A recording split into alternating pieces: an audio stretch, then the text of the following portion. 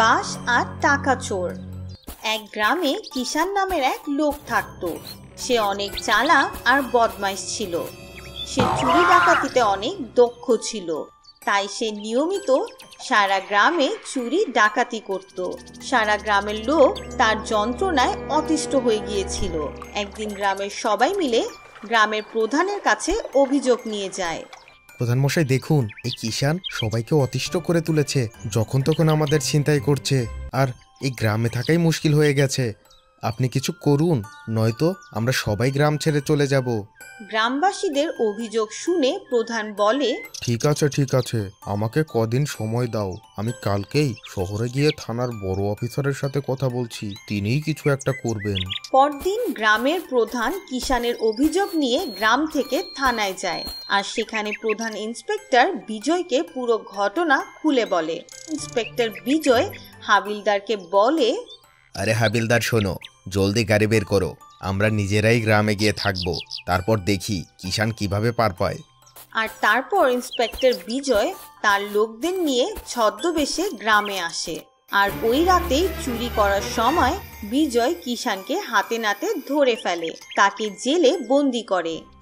জেলে কিষান ফার্নিচার বানানোর কাজ শেখে, কিন্তু সে ভালো হওয়ার জন্য না, অন্য কোনো উদ্দেশ্যে এই কাজ করছিল। সাজা শেষ হওয়ার পর যখন কিষান বাইরে আসে, আবারও চুরি করা শুরু করে, আর লোক দেখানোর জন্য গ্রামে একটা বাঁশের ফার্নিচার বানানোর দোকান খোলে। কিন্তু কিছুদিন পর কিষান শহরে গিয়ে সেখানকার একটা ব্যাংকে চুরি করে, আর সব টাকা বিশাল এক বাঁশের ফার্নিচারে লুকিয়ে রাখে, যাতে কেউ জানতে না পারে। পরদিন এই চুরি নিয়ে তদন্ত শুরু হয়, আর এই তদন্তর দায়িত্ব দেয়া হয় ইন্সপেক্টর বিজয়কে। ইন্সপেক্টর বিজয় কিষানকে সন্দেহ করে, আর সে তার লোকদের নিয়ে কিষানের দোকানে যায়। আরে কিষান, কেমন আছো ভাই? আরে আসুন স্যার, দেখুন না, আমি সব চুরি ডাকাতি ছেড়ে দিয়েছি। ব্যাস, এখন মেহনত করি আর অল্প কিছু টাকা উপার্জন করি। আরে বাহ কিষান, তুমি তো অনেক সুন্দর ফার্নিচার বানিয়েছো ভাই, কিন্তু এই মোটা বাঁশের চেয়ার, এটা কি জন্য বানিয়েছো ভাই? এটা তো একদম অদ্ভুত। না স্যার, আমি ওটা শুধু দোকানে রাখার জন্য বানিয়েছি।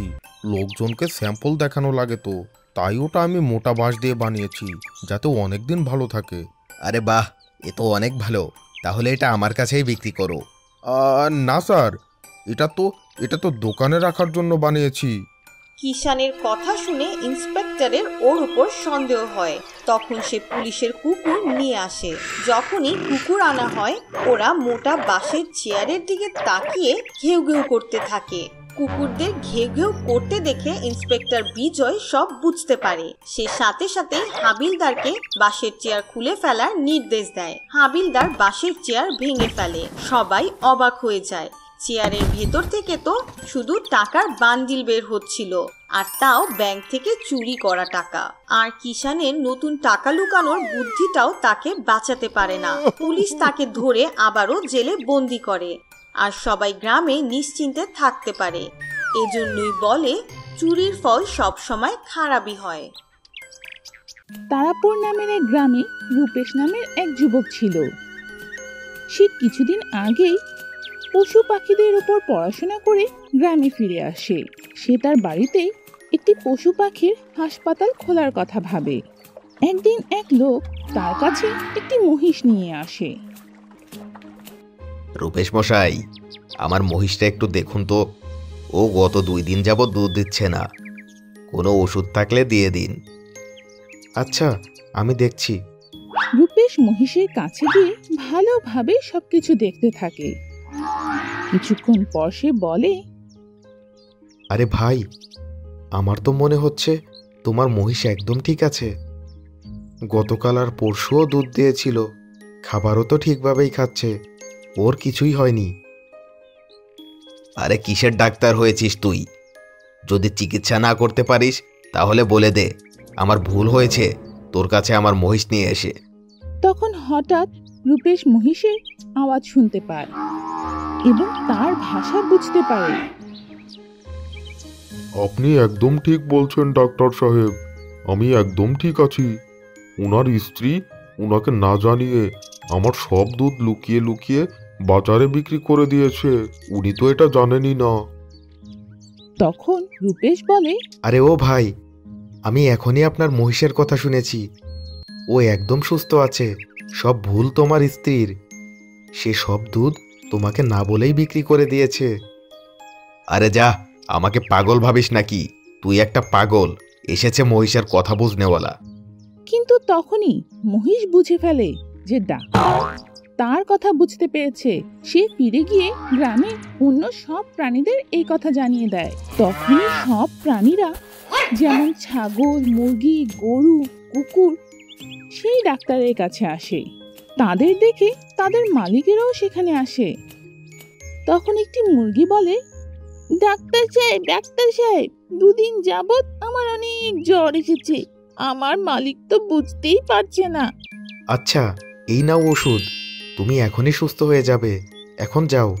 এরপর একটি ছাগল আসে, একটি গরু ও কুকুর এসে ডাক্তার সাহেবের কাছে তাদের সমস্যার কথা বলে ওষুধ নিয়ে সেখান থেকে চলে যায়। তখন গ্রামের সবাই বুঝতে পারে যে ডাক্তার রূপেশ প্রাণীদের ভাষা বুঝতে পারে।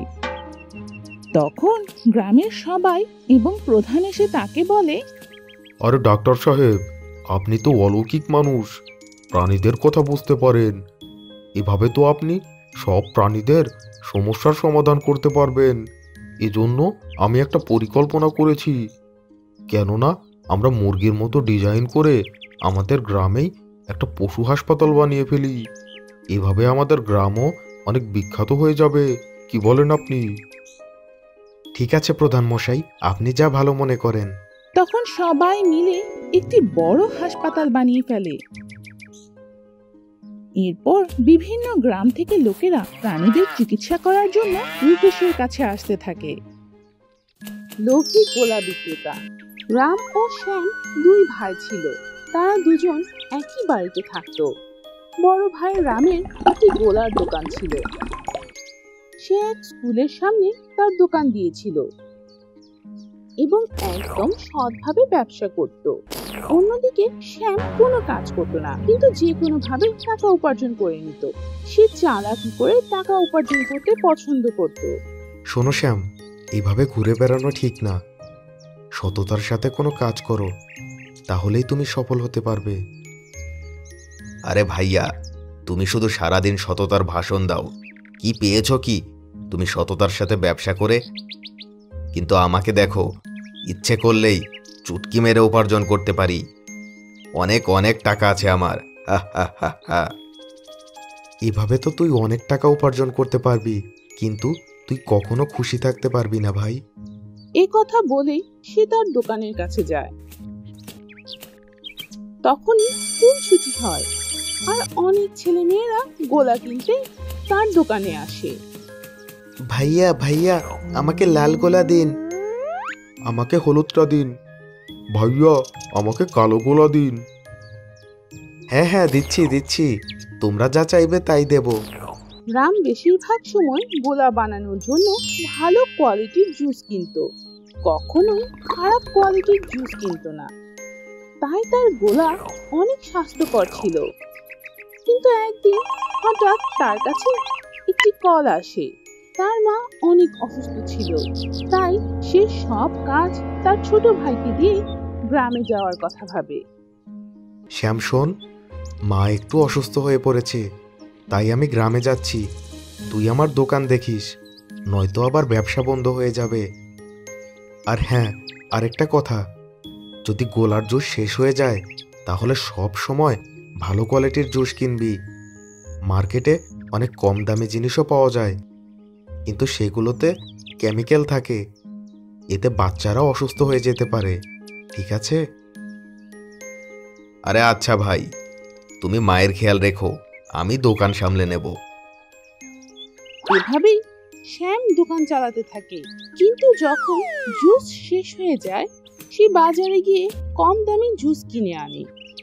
আরে, কম দামে জুস কিনলেই তো আমার অনেক লাভ হবে। আমার ভাই একদম বোকা। এ কথা ভেবে সে কেমিক্যাল মিশ্রিত জুস কম দামে নিয়ে আসে এবং সেগুলো দিয়ে দোকানে গোলা বিক্রি করতে শুরু করে।